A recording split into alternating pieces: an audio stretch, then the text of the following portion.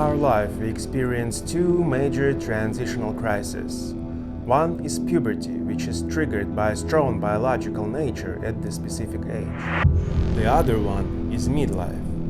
Unlike puberty, it may be triggered by a variety of reasons. They can happen at any time to different individuals because of their life circumstances.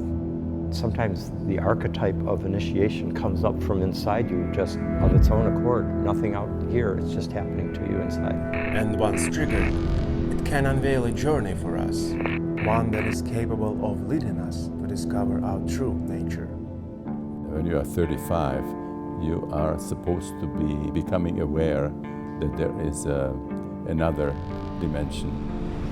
We used to think that people grew from pre-conventional to conventional.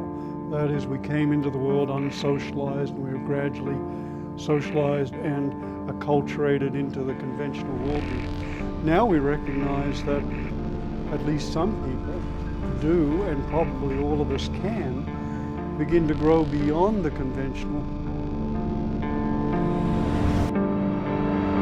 Everybody gets it around the same time in their later 30s and in the first half of their 40s. The individual of that age group has their midlife transition, and that tends to be about a 3-4 year period where people really want to make a change in their life and they don't feel right about what they've been doing. And whatever you do is just like a puppet to you.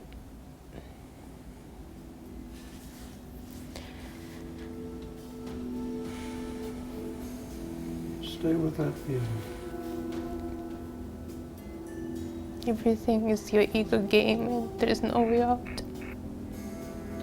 So it really feels like there's no way out. Sinia is a friend of mine. She was suffering really hard from the symptoms of midlife crisis at the time I met her. She felt lost and without purpose, with a constant looming fear of death in her mind. Ну, про старость сейчас. Не то, что я старюсь, вернее, я старюсь сейчас. People in that mindset realize that it doesn't matter how smart you are, you're going to die. Everybody dies. As people come to midlife, there seems to be this built-in tendency to realize, oh, wait a minute, half my life is over, and to look at our mortality and to recognize life is limited, it's short, I'm going to die at some stage. What am I going to do with my life? What does my life mean? What's the most important thing I can do with the rest of my life? Have I been living as fully as I possibly can? Have I been shutting myself off, crushing my own vitality? Это как жить как в болоте, как жить вот все время одно и то же, вот это вот, знаешь, как день сурка. Я не понимаю, как с этим быть. And I told her that her problems might be a call to adventure for her, and she might have to take that journey. Both different psychologies and spiritual traditions emphasize that there is this innate motivation of the mind to grow. That is called, for example, the actualization drive or individuation, or Stan Grof calls it the holotropic drive. But this drive to grow beyond our current level, to actualize our potentials, seems to be an innate part of the human mind. And if we don't fulfill our potentials, we tend to suffer. If we limit and constrict ourselves out of the belief, for example, that we can't trust ourselves, or that growth would be into the unknown and it's too scary, then we tend to create symptoms, painful constrictions, or a deadening or a loss of contact with our vitality. They're symptoms which arise when we don't reach our full potentials. And our culture doesn't know much about this. These have usually been thought of as spiritual issues. Ancient cultures and the native cultures, the pre-industrial cultures, they're very much aware of the importance of these transitions. and they enacted very powerful rituals. Transformation is about dying to a certain level of consciousness and being reborn in a more expanded level.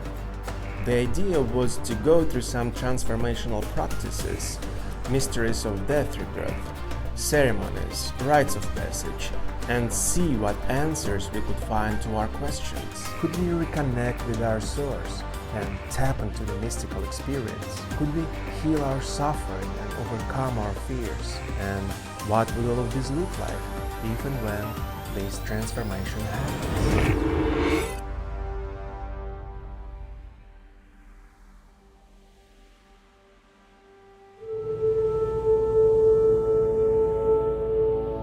This was a way of recognizing one's connection to something larger and the importance of aligning one's life with it, of coming to a harmony with something greater than ourselves. That's really important for life. It's all about connectedness from the beginning. It's about the Great Mother, which is the earth, the sky. It's the whole thing. It's all the body of the Mother or the Great Father Spirit, Great Mother Spirit, or whatever. And it's about staying connected to that. Traditionally, most cultures, almost all cultures that I'm aware of, had a sense that our lives were connected to something larger, that there was a spiritual realm of great significance, perhaps even more significance than this world, and that part of our life's purpose occurred as a result of aligning oneself with the larger cosmos.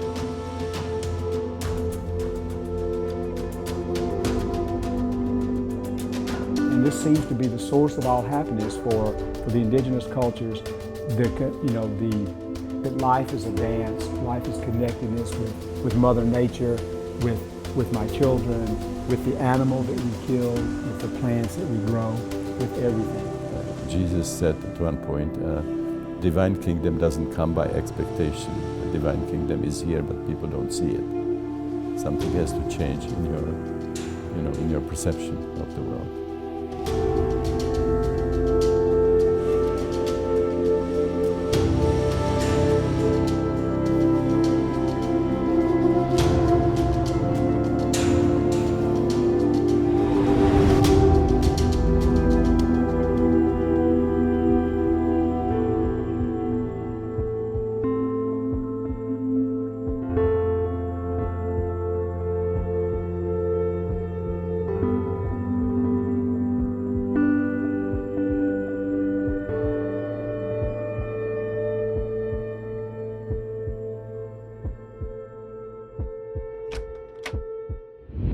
One of my intentions on this trip was to document evidence of the spiritual world. I really wanted to capture this on camera, and I finally did. At the beginning of our journey, we couldn't even imagine of how it is all going to end.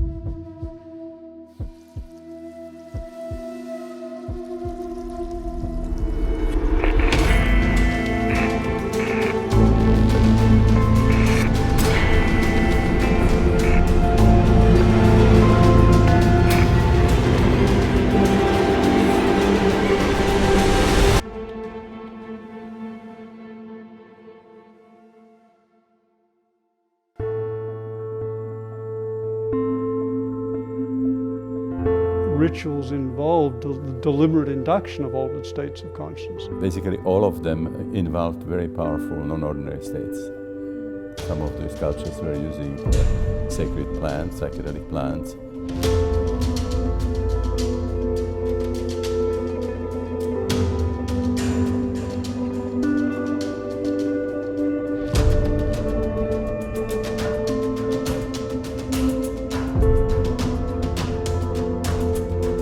People use drugs of one kind or another to induce altered states of consciousness, to give people a powerful death rebirth experience. Typically in these mysteries of death rebirth, there is an experience of a visionary journey into the underworld and then being exposed to some challenges, some ordeals, and that can also culminate in experience of annihilation, of even dismemberment. There's a death of one's own old identity. Something has to die in order for the new identity to be born. That's a very powerful transition.